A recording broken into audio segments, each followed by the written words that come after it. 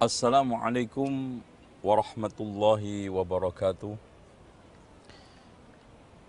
Innal hamdalillahi nahmaduhu wa nasta'inuhu wa nastaghfiruhu wa nastahdihi wa na'udzu billahi min shururi anfusina wa sayyiati a'malina. Man yahdihillahu fala mudilla lahu wa man yudlil fala hadiya lahu. Asyhadu an la ilaha illallah wahdahu la syarika lahu wa anna Muhammadan abduhu wa rasuluh. Allahumma salli wa sallim ala Muhammadin wa ala ali Muhammad kama sallaita ala Ibrahim wa ala ali Ibrahim innaka Hamidum Majid. Budaya yang sudah tertanam mendarah daging di negeri kita adalah budaya merokok. Bahkan hampir kita temukan dalam sudut kehidupan kita, selalu kita temukan asap rokok. Dari mulai di bis, mobil pribadi, di swalayan, di toko, di kantor, bahkan di masjid pun ada orang merokok. Memang Indonesia menjadi surga nirwana buat kaum perokok dan siksa kubur hidup-hidup tak tertahankan buat orang yang tidak merokok. Di sawah ladang petani sedang merokok, pemetik cengkeh dan juga teh di kebun sedang merokok. Bahkan prajurit duduk nongkrong pun merokok. Kabarnya orang sedang beli obat di apotek pun merokok, dan justru dokternya pun asyik di ruangan periksa sedang merokok. Memang Indonesia ini menjadi surga nirwana dan jannatun na'im buat kaum perokok. Dan siksa kubur hidup-hidup tak tertahankan buat orang yang tidak merokok. Bapak Kiai yang sedang melakukan bahsul masail untuk menentukan awal akhir Ramadan bukan ahli hisab falak, tetapi ahlul hisab rokok. Anak-anak SMP datang ke perpustakaan kecamatan kalau memang ada perpustakaannya, menanyakan buku tuntunan tata cara merokok. Bahkan Bapak Kusir yang sedang mengendarai andong di Jogja merokok, kabarnya kudanya pun minta diajari ngerokok. Kalau memang di dalam babi mengandung 17 bahaya sampai 15 bahaya diharamkan. Di dalam khomer mengandung 17 juga sampai 18 bahaya racun diharamkan. Kalau di dalam rokok mengandung 4.000 racun kimia, enaknya diapakan? Sudah banyak petuah agama disampaikan, ceramah ulama dikumandangkan di masjid, di mimbar, di berbagai macam kesempatan kajian dan tabligh akbar. Tetapi memang sulit perokok untuk menghentikan kebiasaan lamanya. Padahal dari sisi manapun, baik agama, sosial, medis, dan seluruh sisi kehidupan, merokok itu menimbulkan bahaya. Allah Subhanahu wa taala menegaskan, wala tulku biaidikum ila tahlukah. Janganlah ceburkan dirimu ke dalam kehancuran. Dan merokok mendatangkan kehancuran kesehatan, kerusakan sosial, kerusakan harta kekayaan, dan yang lainnya.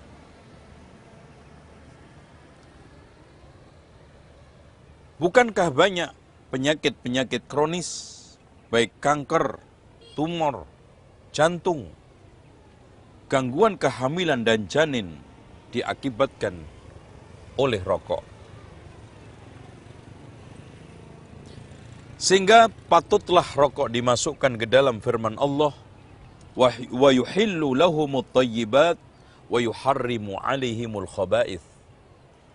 Allah menghalalkan buat mereka yang baik-baik dan mengharamkan yang khaba'ith, yaitu buruk. Kenapa kita bisa mengatakan itu?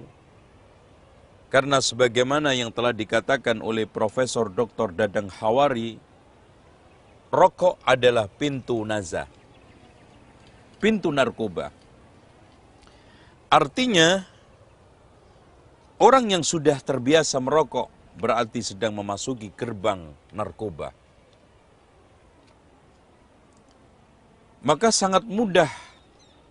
Kenapa beredar narkoba? Kenapa banyak orang yang kecanduan narkoba?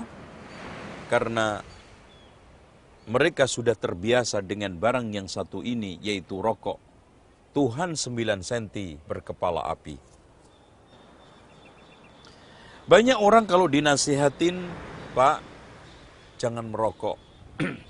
Karena merokok bisa merusak kesehatan, memperpendek umur. Apa kata perokok? Tetangga saya nggak ngerokok juga, mati duluan, saya masih awet hidup. Tapi begini Pak, merokok itu bisa menyebabkan kanker paru-paru. Yang nggak ngerokok juga penyakitnya rupa-rupa. Tapi begini Pak, kalau Bapak nggak ngerokok, itu bisa membeli truk. Masalahnya gini Pak, saya nggak ngerokok juga nggak bisa beli truk. Ini eyelan-eyelan orang yang sedang kecanduan rokok. Dengan demikian, tidak mudah menyadarkan mereka untuk kembali kepada kebiasaan yang baik, yaitu tidak merokok. Coba bayangkan, kenapa orang yang sedang asik memasukkan barang mulut ke mulut, yang dicari adalah WC. Semua orang, kalau memasukkan barang ke mulut, pasti menjauh dari WC, kecuali ngerokok. Kenapa asiknya di WC? Coba bayangkan kalau perokok itu umur ngerokoknya 35 tahun. Seharinya habis 1 bungkus. Dalam 1 bungkus itu ada 12 batang. Dan 1 batangnya itu panjangnya 9 cm. Itu kalau disambung hampir 1 meter. Berarti perokok itu setiap hari makan api 1 meter. Kali 35 tahun, itu insya Allah panjangnya Bali sampai Surabaya. Subhanallah, makan api panjangnya hampir 450 km. Kalau sekarang ada anak SMP menanyakan makhluk pemakan rumput herbivora, makhluk pemakan daging karnivora, makhluk pemakan api belum ada statusnya. Dengan demikian, saya hanya mengajak dan mengingatkan. Kita dilatih oleh Allah Subhanahu wa Ta'ala untuk membiasakan kebaikan dan meninggalkan keburukan.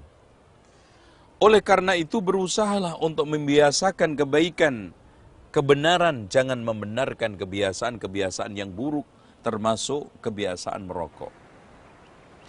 Apakah mungkin kita bisa meninggalkan rokok? Ribuan orang yang sudah bisa meninggalkan. Dan banyak cara untuk meninggalkan. Contoh saja, perokok ketika puasa bagi yang muslim.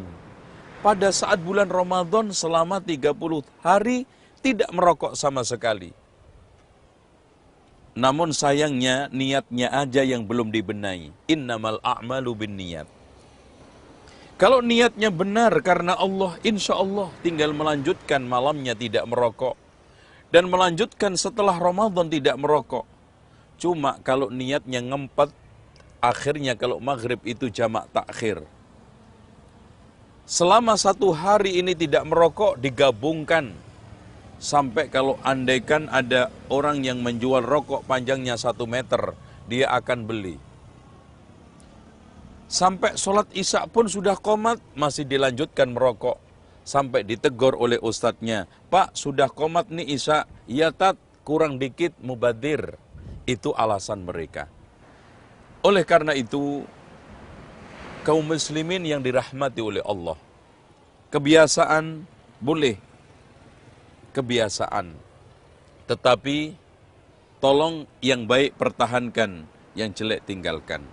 Dan dengan cara 40 hari, pikirkan, petakan, diskusikan, kemudian kerjakan, lalu biasakan, terakhir budayakan untuk tidak merokok, insya Allah bisa.